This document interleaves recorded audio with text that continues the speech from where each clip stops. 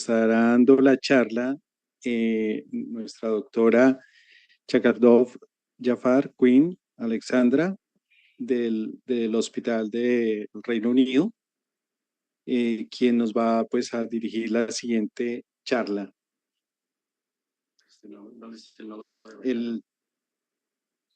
Bueno.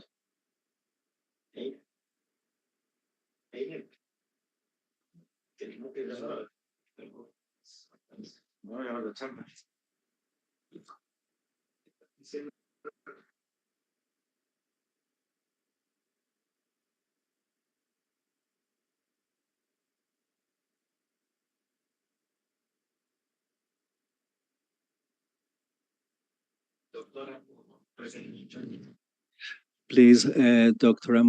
please present your presentation now. Hello, thank you very much. Can you enable my share screen, please, so I could share my presentation?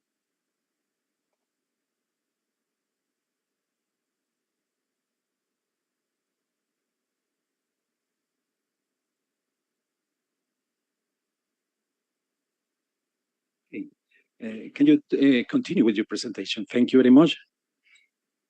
Yes, I would like to continue, but my share screen is disabled. Ah, okay. So, yeah, the host needs to enable it.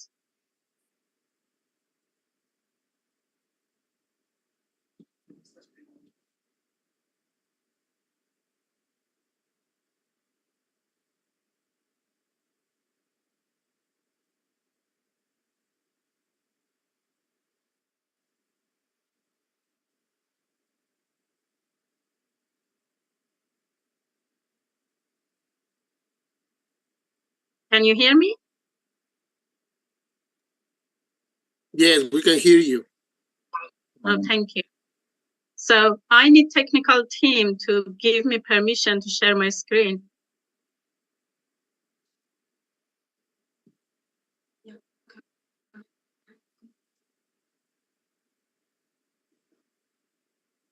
Okay, let's begin to share the screen. One moment.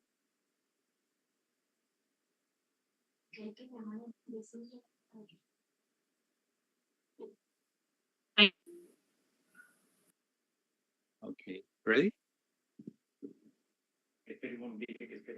Can you see my screen now? Yes. Yes, okay. Sorry, I need to share another file because the slide is not moving here.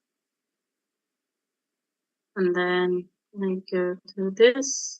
Can you see my screen still? Yes, we can see. Right. Thank you very much. It is an immense pleasure for me to present in a conference which is held in the honor of distinguished Professor Andrew David Bradley. Over a career spanning 47 years, Professor Bradley have remained passionate, not only himself, but also passed on to his students and researchers the passion of working in radiation physics field. Now, with most of, if not all of, his PhD students are in senior and often key positions in science centers and universities. I got myself inspired by the high quality of the work that Professor Bradley was demanding from his students and collaborators, particularly so in regard to the quality of writing and the need to know what lies behind the phenomenology, the reason behind what is happening. As you all saw earlier, some samples of his work in his presentation. Recently, in frequent occasions, I heard from Professor Bradley that he began to feel the burden of age. And so the honor given to him by holding a conference that has his attached is a real delight to him. I am sure he's delightful of this decision, and I thank you so much, the organizing committee for doing that. Professor Bradley said, "It so happens that the Latin world has given me a greater honor than ever shown to me by those of any other region, and I am so very grateful for this. I feel I have reached the pinnacle of what I am able to achieve with approaching 12,000 citations and a H index topping 50. I myself met Professor Bradley in 2010 when I came to UK for a master's degree in medical physics under IAEA scholarship. And Professor Bradley, very caring, and no matter how busy he was, his office door was always open to his students, to listen to them and care for their sufferings.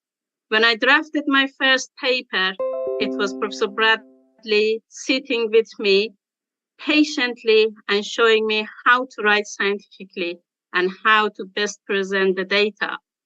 His caring attitude wasn't just limited only to the scientific matters, but also he was greatly careful about each student's and colleagues' personal circumstances and matters too. Now, I try to learn that from Professor Bradley and always want to be caring to my own students, colleagues, and also patients in the hospital. That is why when I started my PhD with Professor Bradley, when I realized that up to 30% of cancer patients either suffer from severe complications post their treatment or their treatment fail, I tried to find a solution for it. And I realized one of the major issues during the radiation therapy is that patient organs move during the treatment. So basically what we are doing is shooting at moving targets. And what about it? I thought, what if we could find tiny radiation detectors that we could place inside the body and measure the radiation dose with high resolution? And I made a wish list of properties of such radiation detector that could do the job. And I got then inspired by work of Professor Bradley that was using optical fibers as radiation detectors. But I needed to place them inside the body, so I needed something more robust and much lower cost, reusable, having inert nature, and in terms of readout to be convenient. Coming originally from Afghanistan, I wanted this detector to be accessible and affordable to third world country too. It was an need. Remember the jewelry beads that I was using to fund my hidden studies during my high school, because I was not allowed to go to high school, so I was studying hiddenly. I was using these jewelry beads, making earrings and necklaces, and from material science point of view, they have similar properties as optical fibers. So I ran to a craft shop, bought a pack, and tested them with the radiation modalities that I have access to. I had access to linear accelerator in Real Surrey County Hospital and also an orthovoltage unit in the same hospital. The results was so good that National Physical Laboratory started supporting me.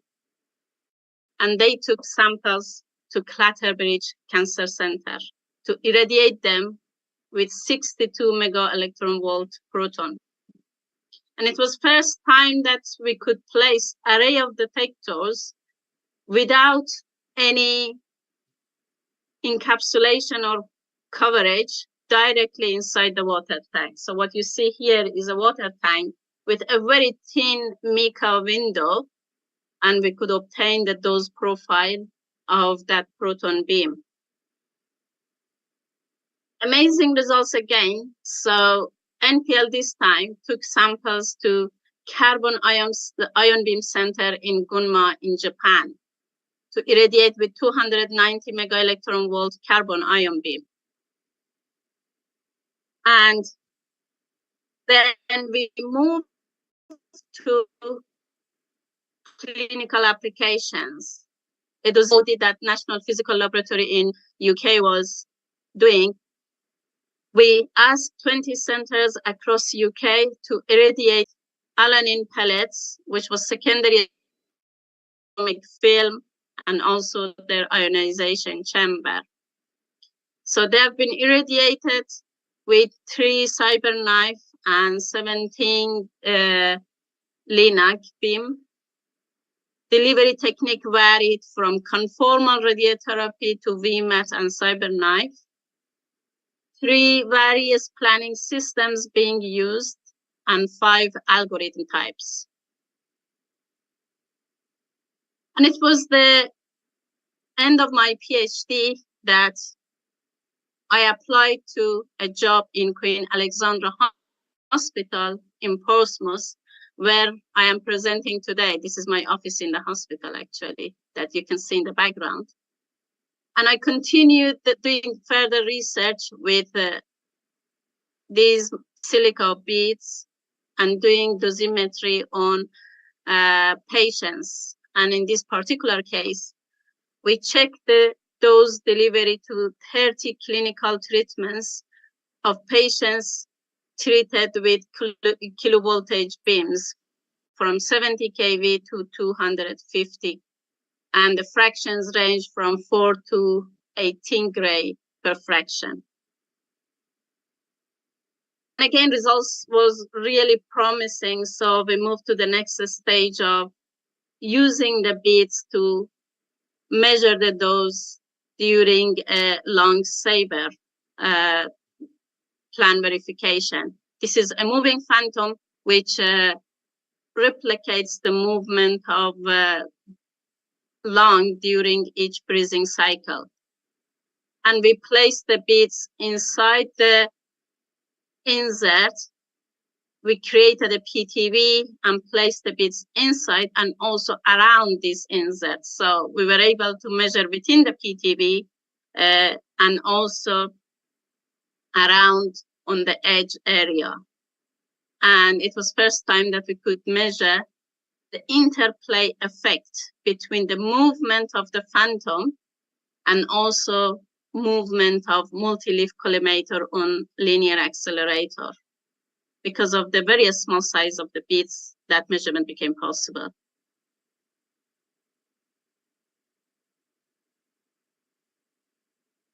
Another measurement we did was doing brachytherapy source commissioning.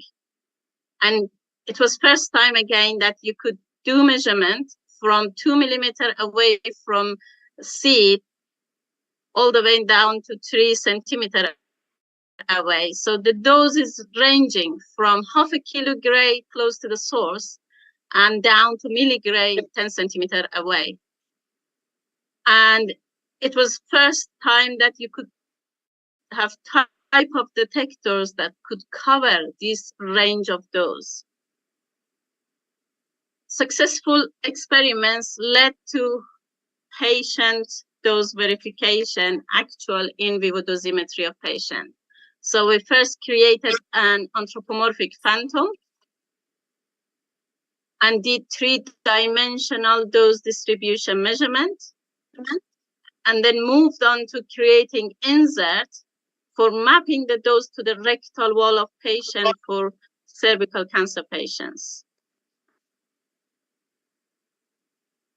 We also recently did dose verification measurement with electron beams because of flash radiotherapy and other electron treatment that coming back to play. It's now very important time that our detectors could cope with the dosimetry challenges of electron beams. So those were type of experiments that we have done with silica beads. And in terms of reading these dosimeters, I had access in two different type of readers. Electron paramagnetic resonance system, which was at NPL, but the problem was it needed same dose threshold as alanine. It means about 10 gray of dose, which is not really the dose range for radiotherapy region. And I also had access to a thermoluminescent reader in the university. And the detection limit using TLD was from milligray to kilogray. So I chose using TLDs for the readout. And going to the results, you can see excellent dose linearity of this detector, ranging from centigrade of dose up to, in this particular experiment, 25 gray. In the other one, to the right, up to 100 gray, still you can see the correlation coefficient of 0.9998. It was also linear for charged particles. This one was with carbon ion beam that you can see here, and those is ranging from 1 centigrade to 3. I looked into fading effect of these detectors. After 2 years, I only found fading, and the fading was still linear.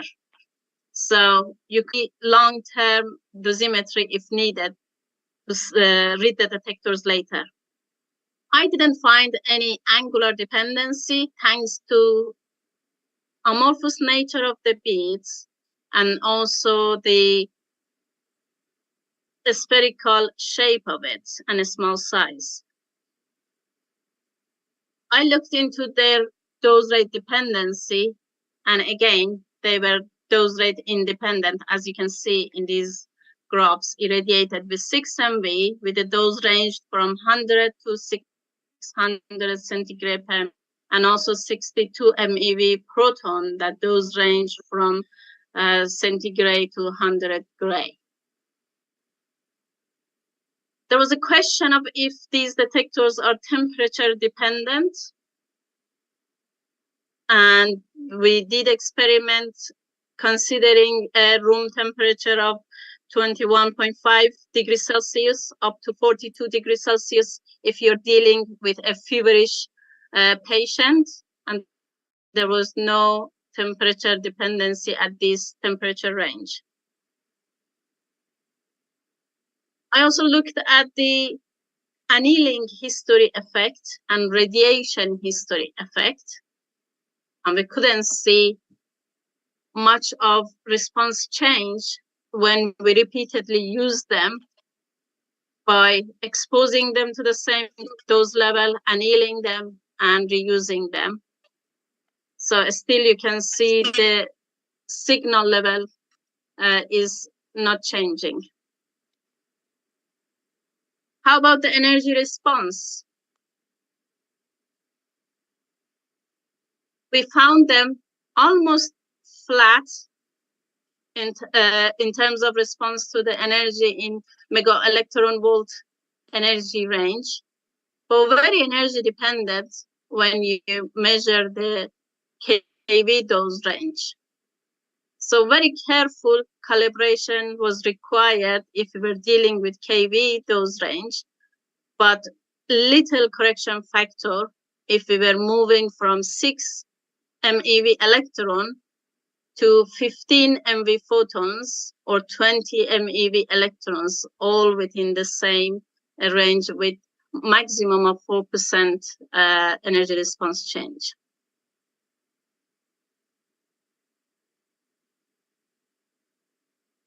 One may ask, what if different manufacturer of the bead produces them? So I looked into getting samples of bead from Czech Republic, from America, from China, and Japan. And you can see that all of these different beads still responded linearly to those different dose levels, and their sensitivity was within same order of magnitude.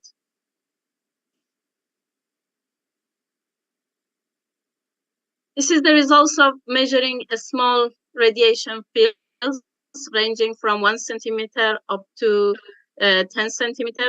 10 centimeter was the reference radiation field, and still the data matching really well with the film, with Monte Carlo calculation, and with liquid field ionization chamber and optical fibers. And that's the results with 62 MeV proton beam that we measured in Clatterbridge. The purple data is raw data, but once it's corrected for the volume averaging, the data is looking too good to believe, and repeat experiment is required to verify this. This is the data of characterizing them in electron beam, and you can see how nicely the measurement with beads are matching the PDDs of commissioning data that obtained with ionization chambers. So you can see 6 MeV, 12 MeV, and 18 beam PDDs.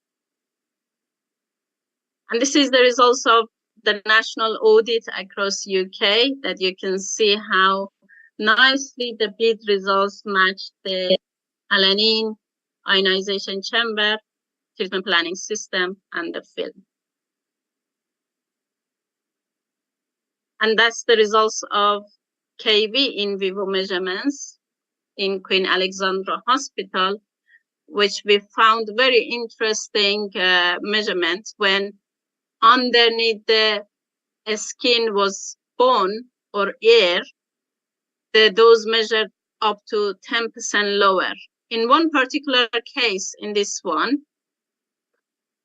the dose measured 20% lower because it was in the air canal. The dose to the prescription area matched within 0.5%, but when we went 1 centimeter down to the air canal, due to organ inhomogeneity and bone and air combination, there was such a big dose reduction. And even though it was just a research project, we reported to the oncologist and the patient prescription changed. And that's the long saber commissioning results, that you can see how out of field and PTV measurement data are really matching the TPS calculation within 4%. We also found it very interesting that the response of the bead to radiation matches when you compare cobalt-60. This was measured in an HDR unit and also 6MV Linux. Because setup in 6MV Linux is much easier to set, you could calibrate the beads in 6MV and use them in cobalt-60 unknown condition. And that's the radial dose distribution data, that you can see how nicely beads data matching TG43 data for cobalt-60 and also for iridium-192. That's the measurements of in vivo for anthropomorphic phantom. So measured dose against calculated dose, that it is matching really well.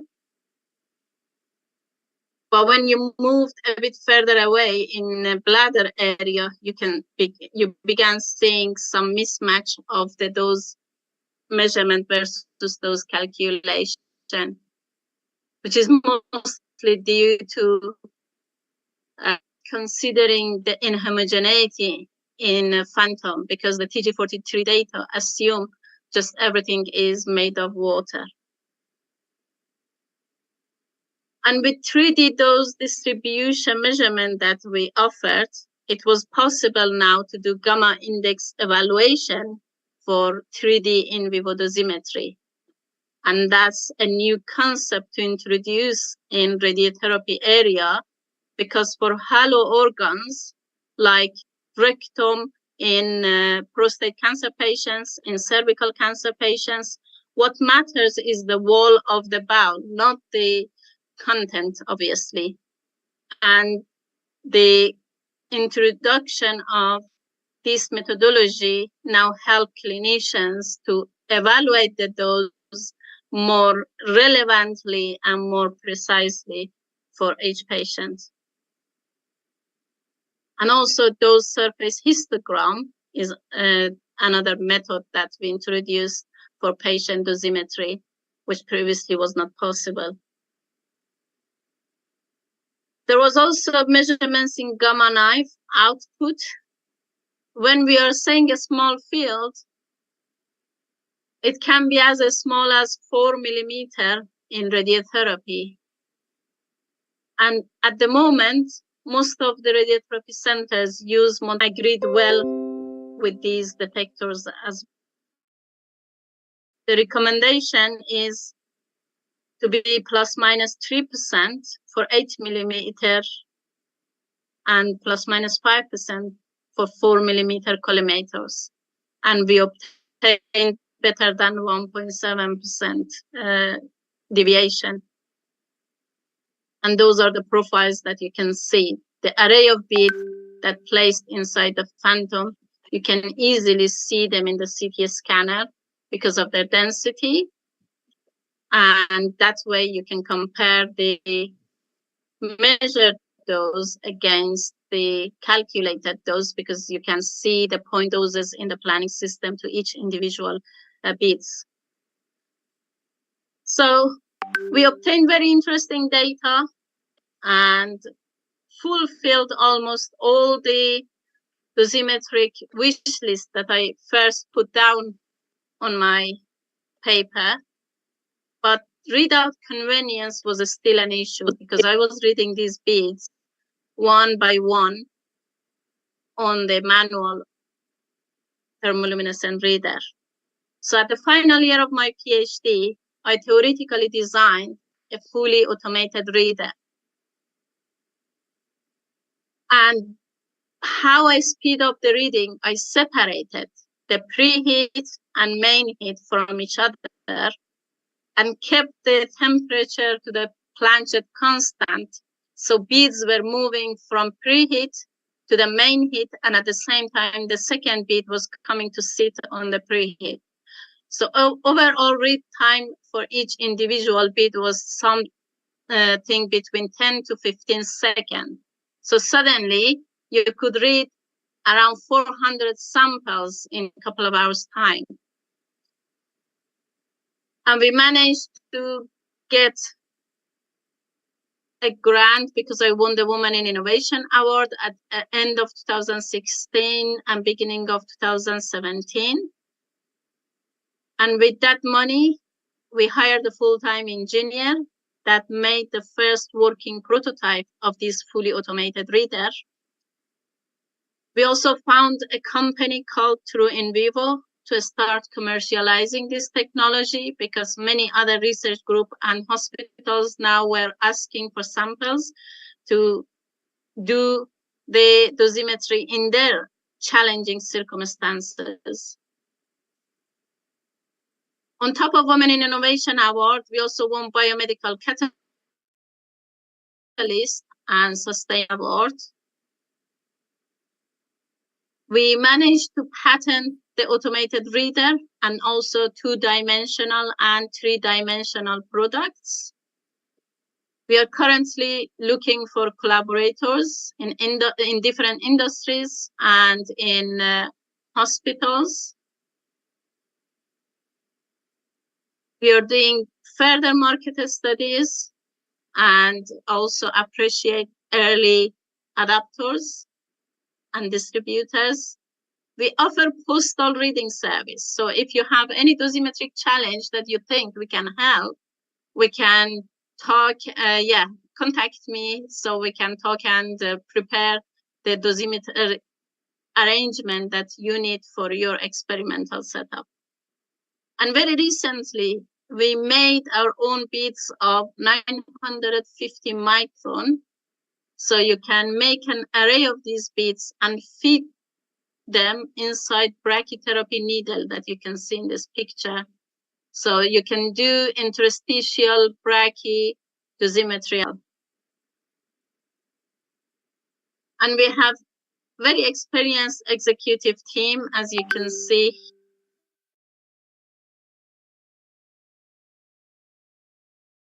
Years of business experience.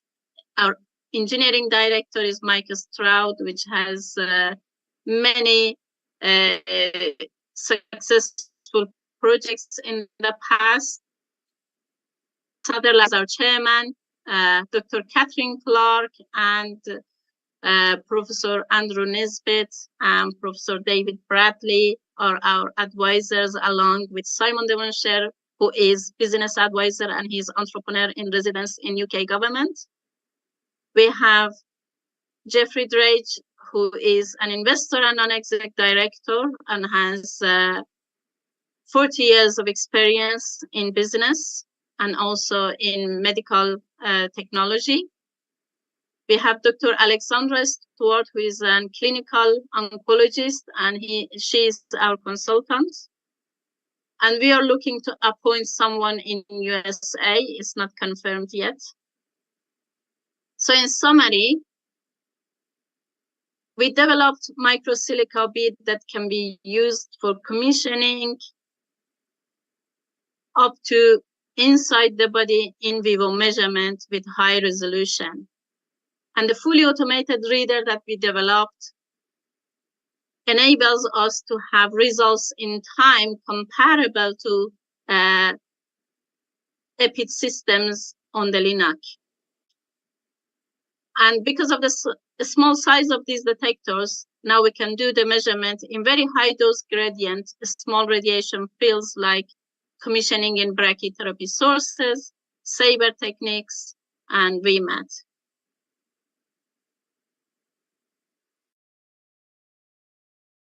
The high resolution can be over the body, like breast cancer, head and neck cancer, or inside the body.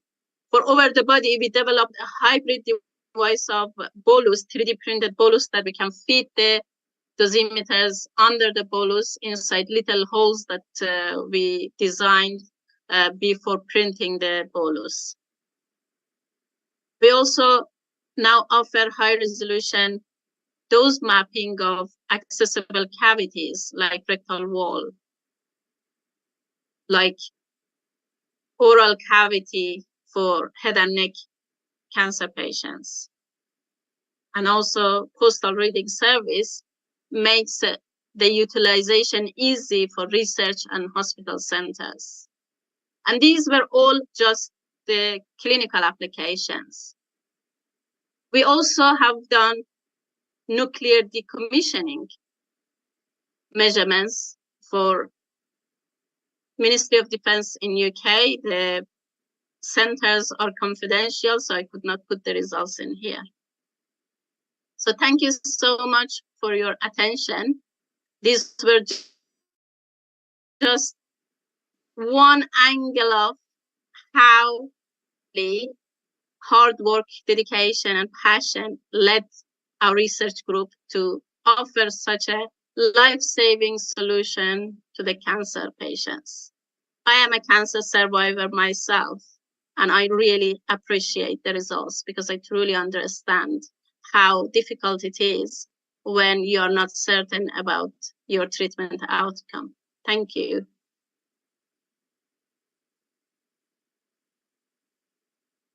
If there is any question, please let me know. Thanks for your presentation, Dr. Ayakar, presentation of Dr. Braille, for your contribution in scientific field in dosimetry especially. Thank you very much.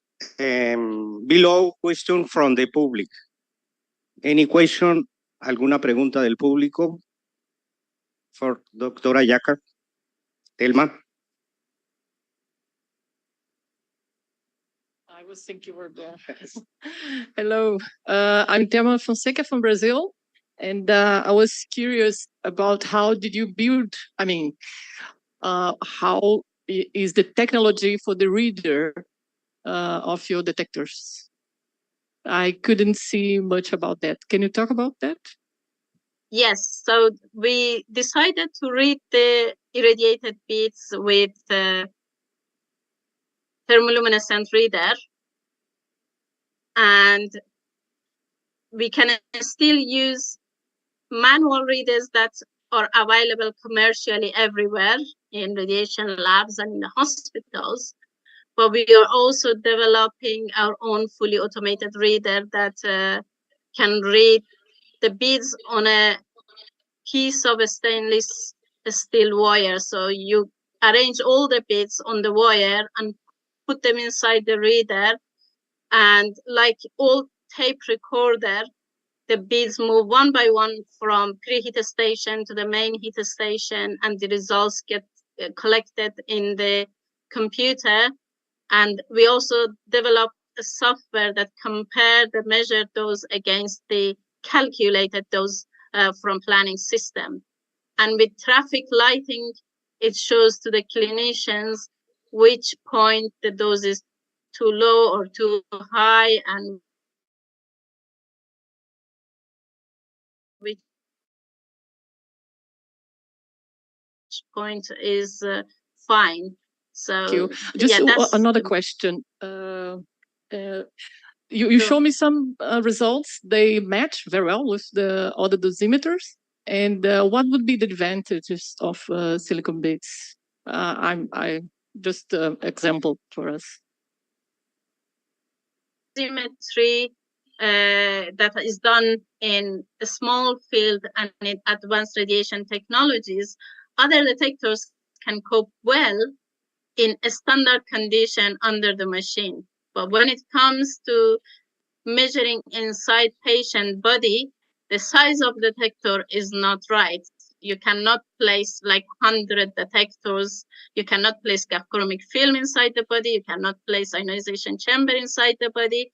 That's the problem with other detectors. But with beads, because they are inert in nature, and they're just 1 millimeter in size, and they have a hole in the middle, so you can make 2-dimensional, 3-dimensional arrangements of them and place them inside the body. For example, you can place one array of them inside the urinary catheter and measure the dose to urethra for prostate cancer patients. So you can obtain a dose profile right through the middle of the prostate. That is not possible with other detectors. Perfect. Thank you very much, and good job. Thank you. Doctor, what bolus type material used in treatment photon and electrons treatment? Sorry, I didn't catch the question. There was a bit of signal disturbance. In Briats, do you speak in treatment Briats with bolus material?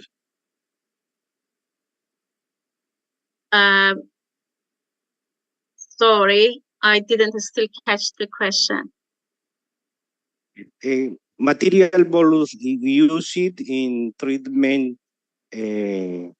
with electrons and photons, usually.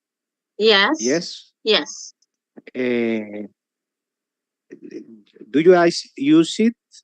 Yes, we do use in Queen Alexandra Hospital.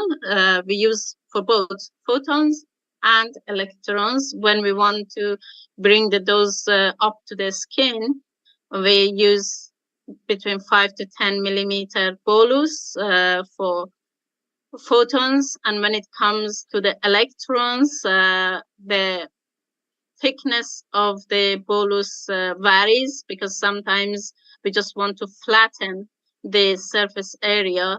So the electron beam is entering through a flat surface. When, for example, the treatment area is on top of the nose, and it's not easy to do the to acquire the dose distribution without the bolus. So we do use, yes, in electrons and photons. Yeah. Thanks. Thanks, doctora. You're welcome. ¿Alguna otra pregunta del público? Any question?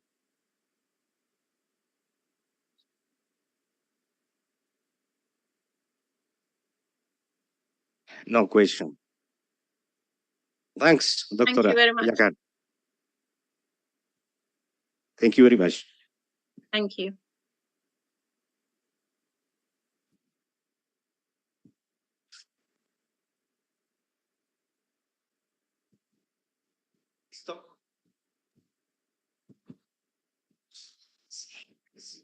A continuación con el programa, el trabajo con código 406, titulado HDR Brachytherapy with Gold Nanoparticles, New Consideration on the Sensitization Enhancement Radio for A431 Cell Line in Vitro 6, for Johnny Geraldo, Estefanía Martins, Carlos Valencia, and Olga Maquilón. Buenas tardes. 406.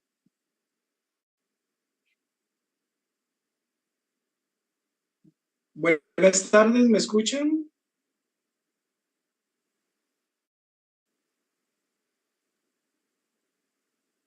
Carlos, escuchamos. Tengo el placer y agradezco a la Universidad de Córdoba por la oportunidad de participar y dejo en sus manos el video para la presentación. Estaré atento a cualquier duda o inquietud que tengan al respecto. Muchas gracias.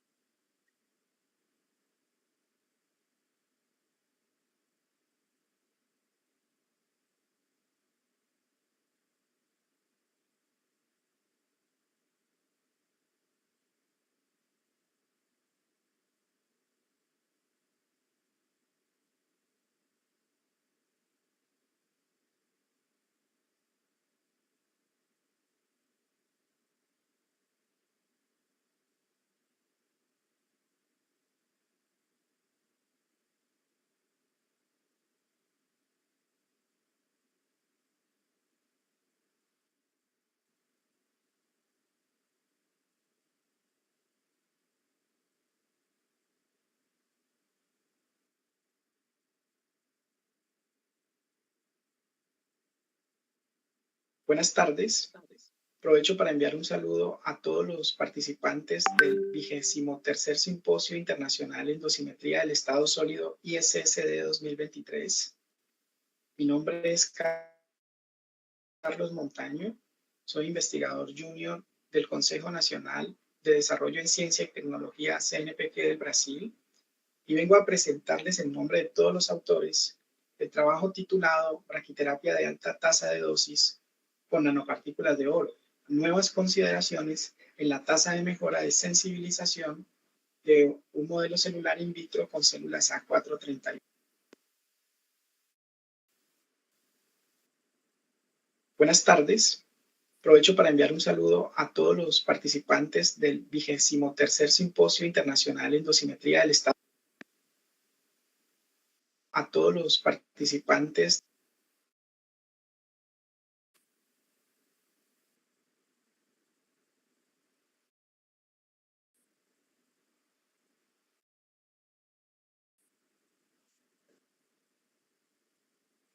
del 23º Simposio Internacional en Dosimetría del Estado Sólido ISSD 2023. Carlos Montaño, soy investigador junior del Consejo Nacional de Desarrollo en Ciencia y Tecnología CNPq del Brasil y vengo a presentarles en nombre de todos los autores el trabajo en la tasa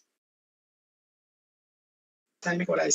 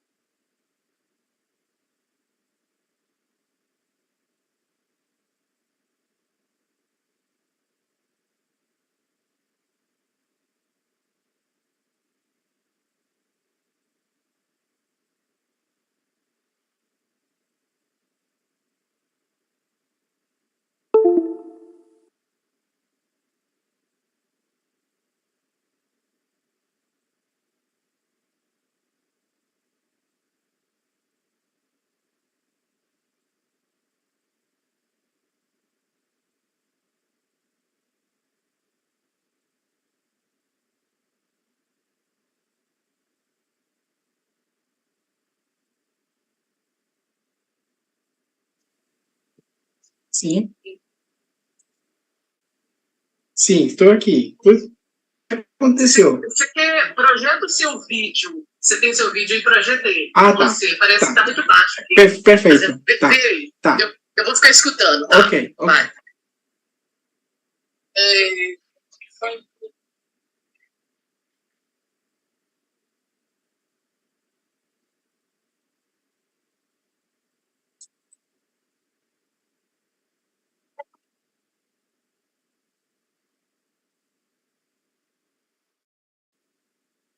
Tá, você Sim. quer apresentar? Também posso Não, fazer, é sim, vídeo, né? mas vou colocar o vídeo, então. Tá. Qual é o vídeo? Qual é o outro vídeo? Vamos ver. Talvez fica bom. Porque ficou baixinho. Entendi. Você sabe compartilhar sua tela, né? Ele Tá deixa... conseguindo compartilhar? Isso, tá conseguindo sim, só que Pode. Tá? a tela... Ah, tá. Só um momento. Assim, tá. Tá. Parece que é você que tá projetando aí já, né? Isso. Essa pasta é sua, não? Sim. Documento pós-doc, é sua, vai. Abre seu vídeo.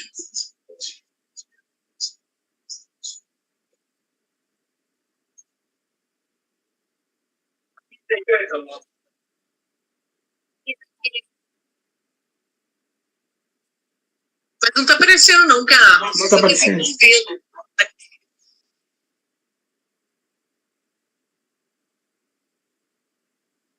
Carlos. Sim. Bom, então eu vou fazer a apresentação. Você vai fazer? Sim, Tá. bom. Você vai fazer. Então, tira o compartilhamento, aparece aí seu rosto. E pode começar, já coloca, abre a apresentação e coloca Só um momento. online. Tela grande,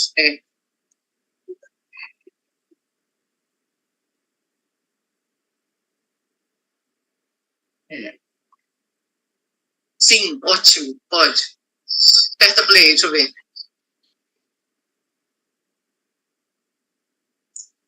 Tá, vou escutar no auditório. Ver se... Tá.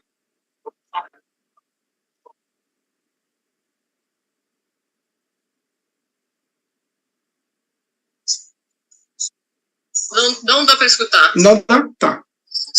Não. Vou falar com elas aqui.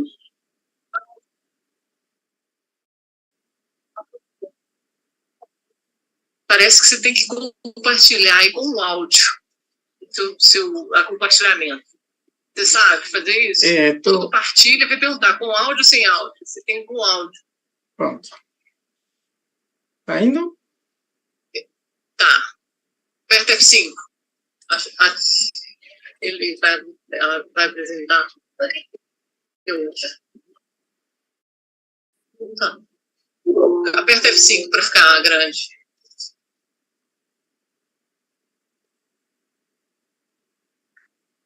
Bem.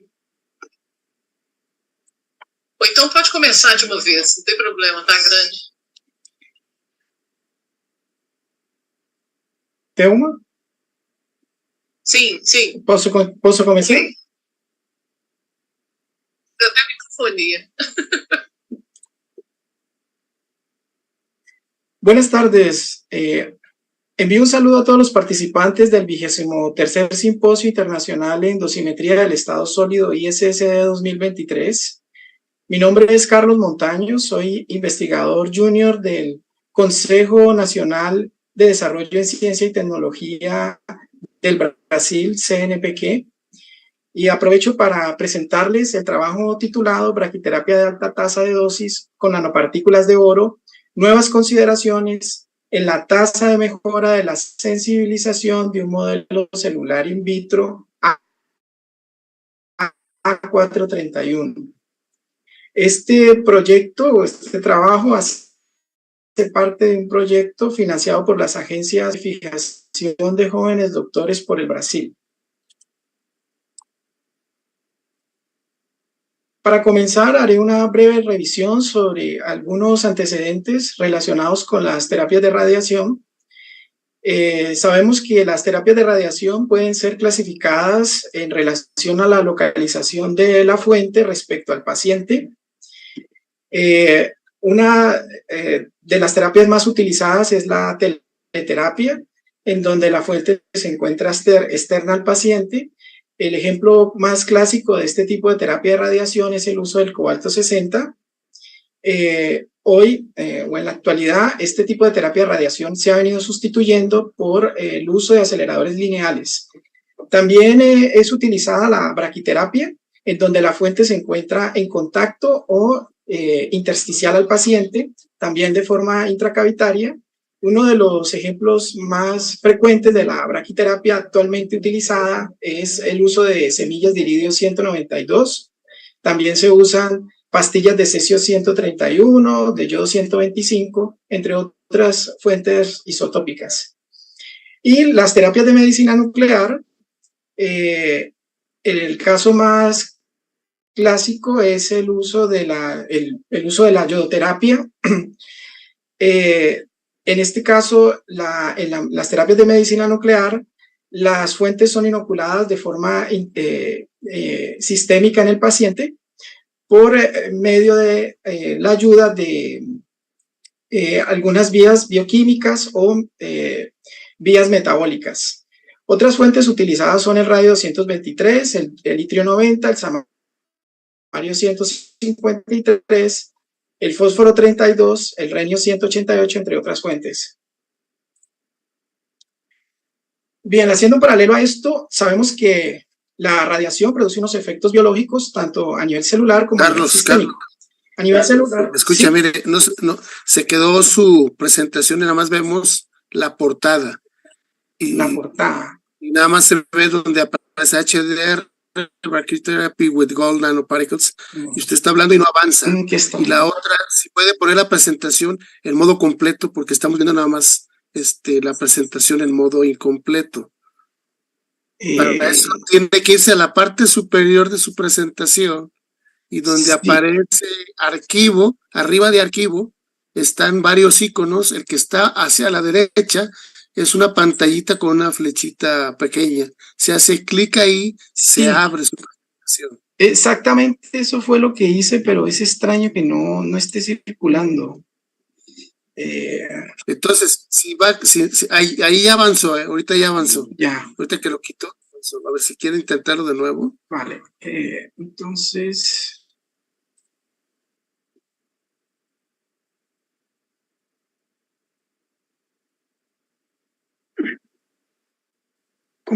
¿Se ve?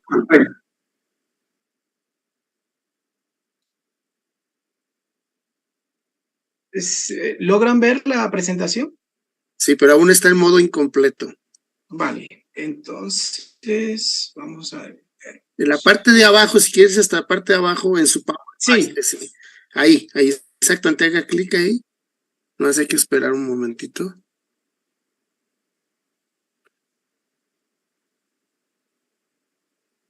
Bueno, parece que no, entonces para no retrasar. Entonces, cuando vaya avanzando, haga clic en la pequeña imagen que está a la derecha. Ahí donde está, por ejemplo, ahorita está marcada la que dice background, la número 2.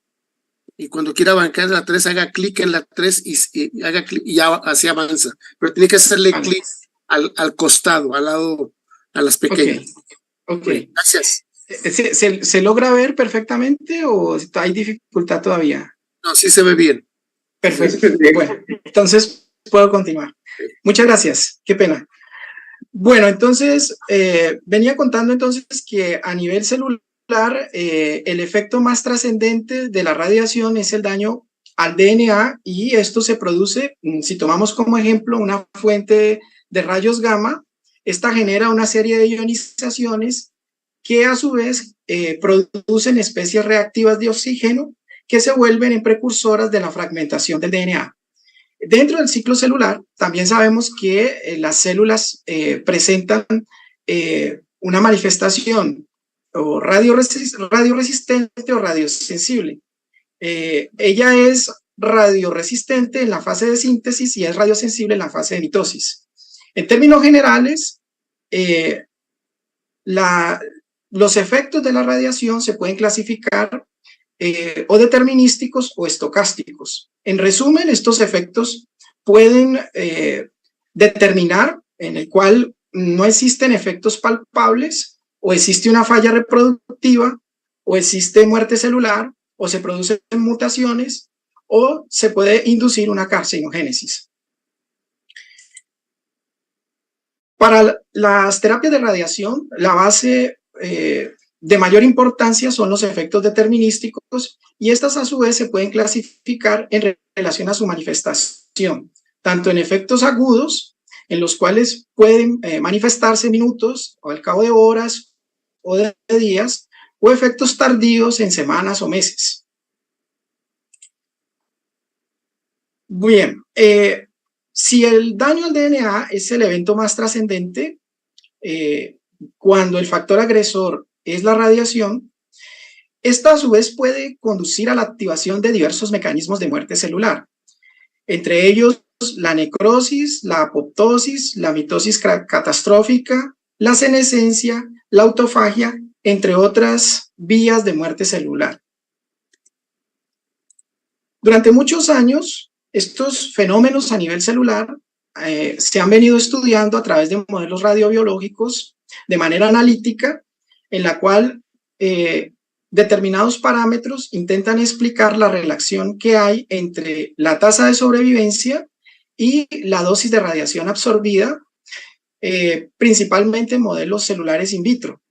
Uno de los primeros modelos desarrollados fue el modelo multiblanco de único o de múltiple impacto.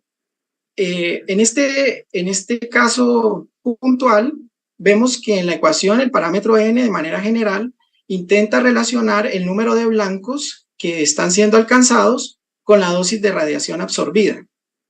Un modelo que posteriormente se fue fortaleciendo para intentar comprender los mecanismos de muerte celular debido a dosis letales y subletales de radiación fue el modelo lineal cuadrático.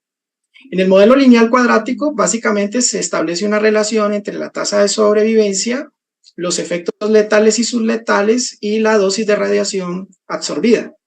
En la ecuación, el parámetro alfa básicamente está relacionado a los eventos letales que la célula sufre en el DNA, y el parámetro beta está asociado a los eventos subletales y potencialmente a la activación de mecanismos de reparación. La razón alfa sobre beta básicamente estima un potencial valor de dosis de control tumoral. Posteriormente, ya comenzando el milenio, han surgido otros modelos radiobiológicos, entre ellos el modelo reparable, condicionalmente reparable. En este modelo vemos que de manera analítica la tasa de sobrevivencia está relacionada con una combinación de dos términos, en donde el primer término está asociado al grupo, digamos, en un cultivo celular de células que no sufren daño, y el segundo término a las células que son dañadas y potencialmente pueden ser reparadas. En nuestro grupo de investigación, básicamente, nuestro equipo desarrolló un modelo celular in vitro en el cual teníamos como propósito estudiar los efectos de dosis de radiación convencionalmente.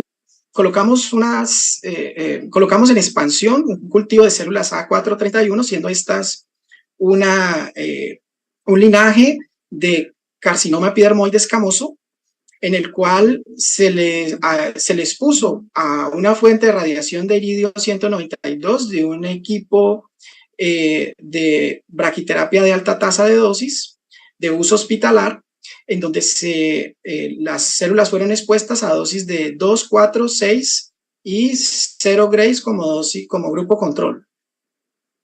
Posteriormente, en este experimento se planeó el desarrollo de un ensayo clonogénico donde se pretendía comprender la falla en la capacidad mitogénica de las células, en las cuales se pusieron en incubación durante un periodo de 15 días y posteriormente se evaluó las células viables que tuvieron la capacidad de formar colonias, y con esta información se obtuvo la tasa de eficiencia de sobrevida de estas colonias, que nos permitió finalmente construir las curvas de sobrevivencia. Entonces, con los antecedentes presentados anteriormente, utilizamos los modelos radiobiológicos anteriormente descritos para ajustar estas tasas de sobrevivencia con el modelo multiblanco de único o de múltiple impacto, con el modelo lineal cuadrático y con el modelo reparable condicionalmente reparable.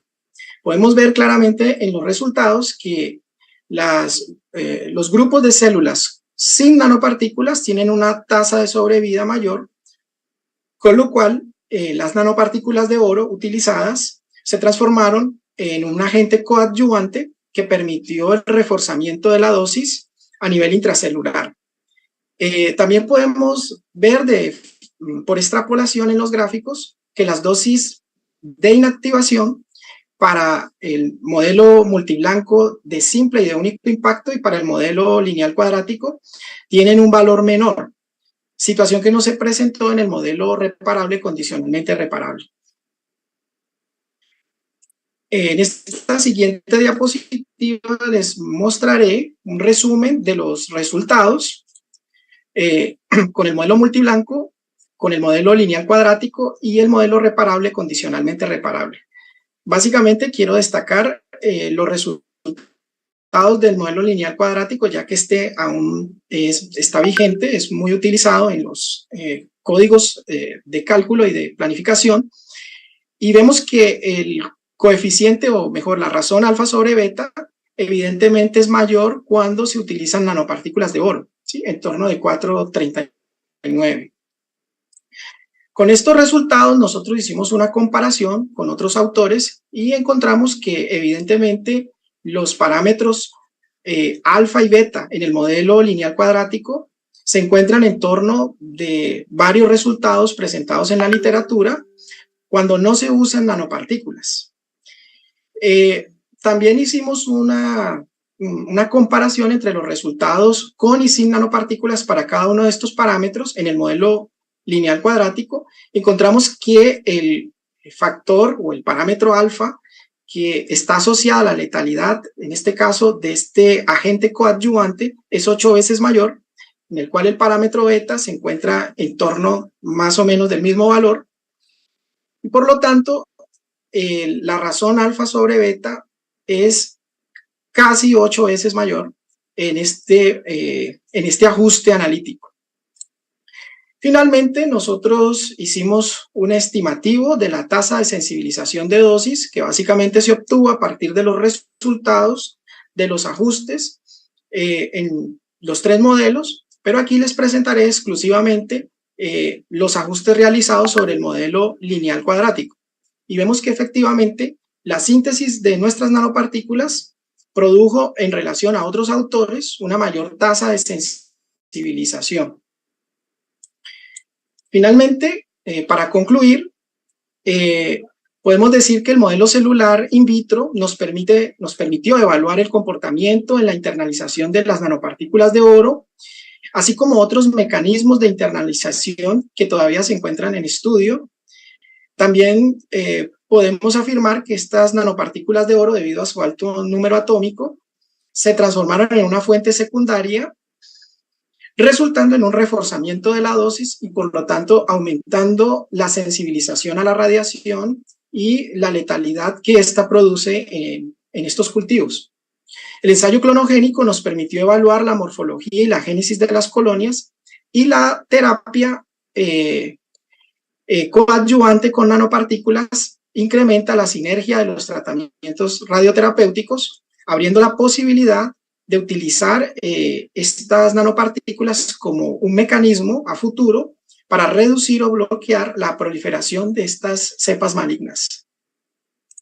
Aquí están algunas de las referencias del trabajo presentado y los agradecimientos a las agencias FAPEMIC y CNPq por sus contribuciones financieras, y muchas gracias por la oportunidad de participar en el evento.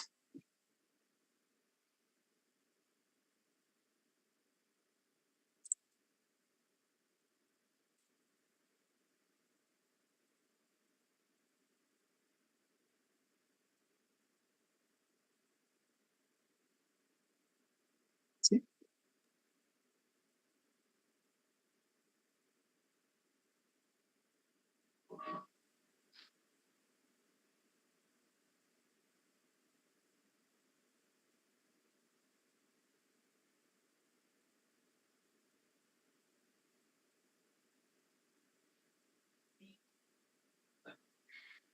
Thank you.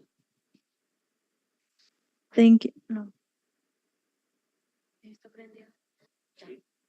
Thank you for your presentation.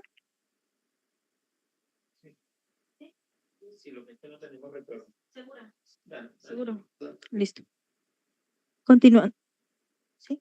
Continuando con el programa, seguimos con el trabajo G106, titulado Intercomparison between absorbed doses obtained in TBA radiotherapy using Alderson Phantom and TLDAs for Fernando Rodríguez Pereira, Arni Verde Nolasco, Luis Claudio Meirabelo, Claudette Roberta Evangelina, and Telma Cristina Ferreira Fonseca.